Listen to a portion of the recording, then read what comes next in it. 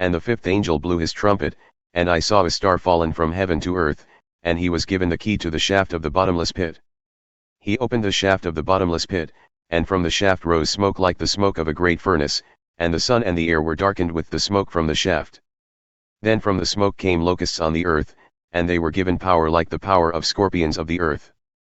They were told not to harm the grass of the earth or any green plant or any tree, but only those people who do not have the seal of God on their foreheads. They were allowed to torment them for 5 months, but not to kill them, and their torment was like the torment of a scorpion when it stings someone. And in those days people will seek death and will not find it. They will long to die, but death will flee from them.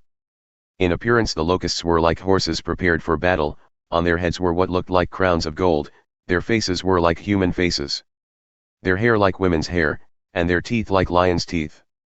They had breastplates like breastplates of iron, and the noise of their wings was like the noise of many chariots with horses rushing into battle.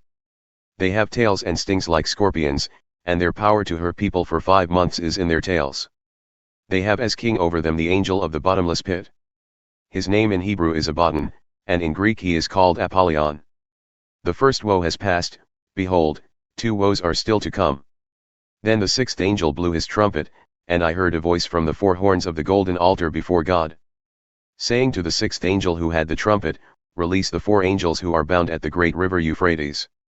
So the 4 angels, who had been prepared for the hour, the day, the month, and the year, were released to kill 1/3 of mankind. The number of mounted troops was twice 10,000 times 10,000, I heard their number. And this is how I saw the horses in my vision and those who rode them, they wore breastplates the color of fire and of sapphire and of sulfur, and the heads of the horses were like lions' heads, and fire and smoke and sulfur came out of their mouths.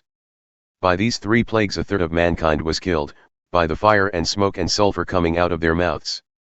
For the power of the horses is in their mouths and in their tails, for their tails are like serpents with heads, and by means of them they wound.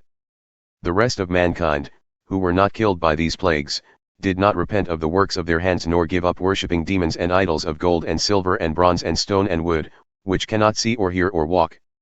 Nor did they repent of their murders or their sorceries or their sexual immorality or their thefts.